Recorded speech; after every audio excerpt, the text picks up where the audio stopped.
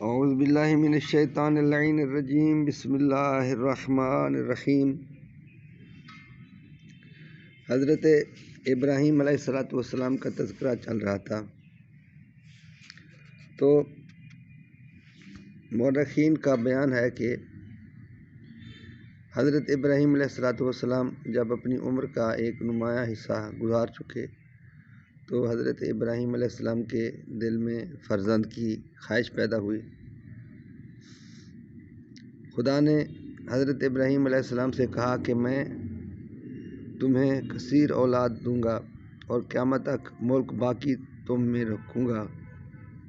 اس وقت حضرت ابراہیم علیہ السلام کی عمر تقریباً 86 سال تھی، اور حضرت سارہ کیونکہ عقیم تھیں، یعنی بانجھ تھیں، اور ان سے اولاد کی تولید کا امکان جو تھا وہ نہ تھا۔ حضرت ابراہیم علیہ السلام کا اظہار جناب سارہ کے خیال سے نہ کرتے تھے، لیکن آپ کی یہ تمنا کروٹ لے رہی تھی۔ بالآخر جناب سارہ نے بھی محسوس کر لیا، پھر انہوں نے اس کے رد عمل میں جناب ہاجرہ جو کہ حضرت سارہ کی کنیز تھی، انہیں حضرت ابراہیم علیہ السلام کو ہبہ فرمایا اور فرمایا کہ آپ اس سے عقد کر لیں تاکہ اللہ تعالیٰ آپ کو اس سے اولاد عطا فرمائے۔ حضرت ابراہیم علیہ السلام نے حضرت ہاجرہ سے عقد کر لیا۔ وہ کیونکہ جوان تھیں اور اللہ تعالیٰ کی مشیت بھی اسی میں تھی، لہذا حضرت ہاجرہ امید سے ہو گئیں، اور پھر اس کے بعد پھر اللہ تعالیٰ نے حضرت ہاجرہ کے بطن مبارک سے ایک چاند سا بیٹا عطا فرمایا، جس کا عبرانی زبان میں نام تھا اشموئیل، جو کثرت استعمال سے اسماعیل ہو گیا۔ حضرت ابراہیم علیہ السلام حضرت اسماعیل علیہ السلام سے بہت زیادہ محبت کرتے تھے، کبھی انہیں اپنے کندھے پر اٹھاتے اور کبھی انہیں اپنی گوش میں لے لیتے اور بے انتہا ان سے پیار کرتے تھے۔ صاحب اولاد ہونے کی وجہ سے مورخ لکھتے ہیں کہ حضرت ہاجرہ کے دل میں بھی حضرت سارہ پر برتری محسوس ہوئی، یعنی اس نے محسوس کیا کہ میں حضرت سارہ سے زیادہ افضل ہوں۔ حضرت سارہ کیونکہ عورت ذات تھی اور اس برتری کو برداشت نہ کر سکیں، اور انہوں نے قسم کھائی کہ میں اپنی کنیز ہاجرہ کے جسم میں سے 3 اعضاء کو کاٹوں گی۔ یہ سن کر جناب ہاجرہ بہت پریشان ہوئی، اور حضرت ابراہیم علیہ السلام نے حضرت سارہ سے سفارش کی کہ آپ اپنی قسم دونوں کانوں کی نوں کو چھید کر اور ناک کو چھید کر پوری کر لیں۔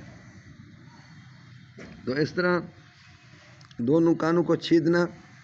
اور ناک کا چھیدنا یہ اس وقت سے سنت ہے۔ کشف الغمہ میں ہے کہ سارہ علیہ السلام سے اولاد نہ ہونے کی وجہ سے خود حضرت سارہ نے حضرت ہاجرہ حضرت ابراہیم علیہ السلام کو خود ہبہ فرمائی تھی، لیکن جب حضرت ہاجرہ سے حضرت اسماعیل پیدا ہو گئے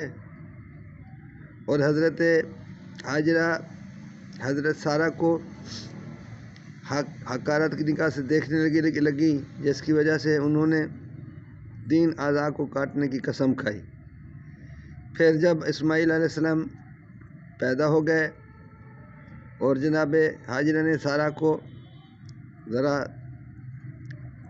کم نظر سے دیکھنا شروع کر دیا، جس کی وجہ سے انہوں نے حضرت ابراہیم علیہ السلام سے کہا کہ ان دونوں ماں بیٹوں کو آپ یہاں سے کہیں دور مقام پر چھوڑیں۔ چنانچہ حضرت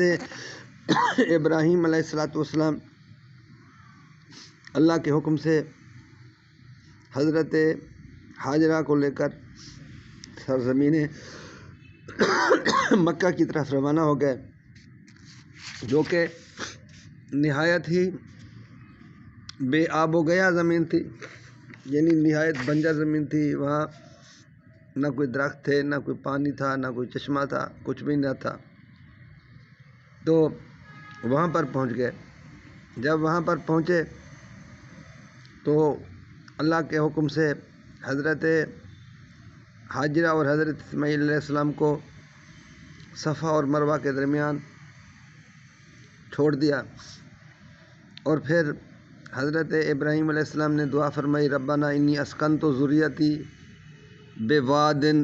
غیر ذی زرع عند بیتک المحرم، پالنے والے میں اپنی اولاد کو، اپنی ذریت کو اس بے آب و گیا وادی میں تیرے گھر کے پاس چھوڑے جاتا ہوں، پروردگار تو انہی کا نگہبان رہنا۔ تو اس آیت سے معلوم ہوا کہ یہ جو گھر ہے، یعنی کعبہ جو تھا، یہ حضرت ابراہیم علیہ السلام کے یہاں آنے سے بھی پہلے تھا، اور حضرت ابراہیم علیہ السلام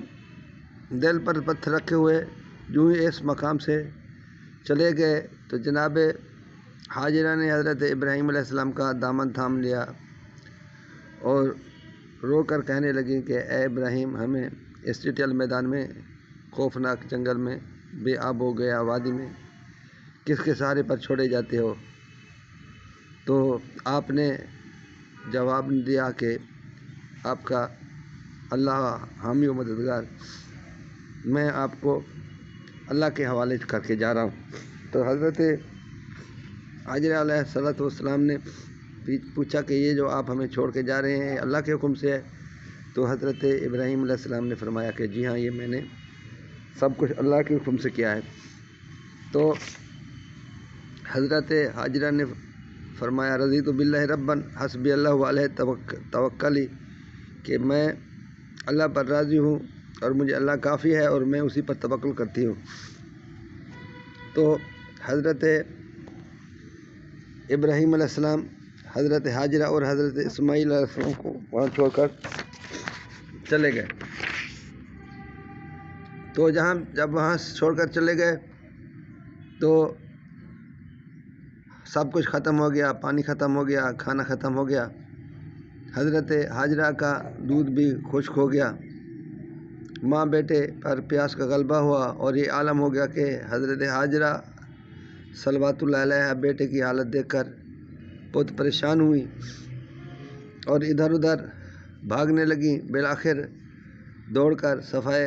کوہ صفا پر گئیں تاکہ وہاں سے نظر دوڑیں اور دیکھیں کہ کوئی آبادی ہے یا نہیں، اگر آبادی ہو تو پانی حاصل کرنے کی کوشش کروں۔ جب کوہ صفا پر پتھروں کے سوا کچھ نظر نہ آیا تو فوراً واپس ہوئیں اور اپنے بیٹے پر ایک نگاہ ڈالی، اور اس کے بعد پھر کوہ صفا کی طرف چل پڑی۔ پانی کی طلب میں اور پیاس کی بتابی میں جناب حاجرہ کو ادھر ادھر دوڑنا پڑا، اور بچے کا خیال آپ کے ذہن میں آ رہا تھا کہ کہیں انہیں کوئی چیز نقصان نہ پہنچا دے، اور وہ پانی کی تلاش میں ادھر ادھر دوڑ رہی تھیں، لیکن یہ فکر بھی دامن گیر تھی کہ کہیں میرے بچے کو کوئی جنگلی جانور نقصان نہ پہنچا دے، اسی لیے کچھ دور جاتی اور واپس آ جاتی۔ غرض کہ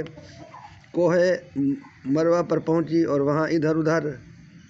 نگاہ دوڑائی مگر کچھ نہ نظر آیا۔ اسی دوران کچھ آوازیں کانوں میں آئیں مگر کوئی چیز دکھائی نہ دی۔ تو آپ کوہ مروہ سے واپس آ رہی تھی کہ آپ کو اس مقام کی طرف شیر کی آواز محسوس ہوئی جس جگہ حضرت اسماعیل علیہ السلام زمین پر ایڑیاں رگڑ رہے تھے۔ تو حضرت حاجرہ اس آواز سے بے حد پریشان ہو گئیں اور دامن سمیٹ کر نہایت بے تابی میں بچے کی طرف دوڑیں، وہاں پہنچ کر قدرت خدا کا کرشمہ دیکھا کہ اسماعیل علیہ السلام جس جگہ ایریا نگر رہے تھے وہاں ایک چشمہ ابل رہا ہے۔ جناب حاجرہ نے اللہ تعالیٰ کا شکریہ ادا کیا۔ ایک روایت میں ہے کہ جناب حاجرہ کیونکہ پانی کی طلب میں صفا مروہ پر دوڑتی تھی، اس لیے حج کے موقع پر 7 مرتبہ سعی واجب قرار دی گئی۔ صفا مروہ کے درمیان دوڑنا جو ہے واجب قرار دیا گیا ہے۔ ایک روایت میں ہے کہ جب حضرت حاجرہ سیراب ہو گئی اور بچوں کو پانی بھی پلا لیا تو اپنے مقام سے اٹھ کر چشمے کی طرف آئیں اور اپنا مشکیزہ بھرنا چاہا، مگر حضرت جبرائیل علیہ السلام نے کہا کہ پانی بھرنے کی ضرورت نہیں ہے، یہ پانی ہمیشہ رہے گا۔ پھر انہوں نے مٹی کا اور کنکروں کے ذریعے پانی کو گھیر لیا۔ بظاہر کا خیال تھا کہ پانی بہہ کر ضائع نہ ہو جائے، لیکن در حقیقت ان کی گھیرنے سے پانی بنیادی طور پر کنویں میں محدود ہو گیا، ورنہ بہت بڑا دریا بن کر پوری دنیا کو سیراب کرتا۔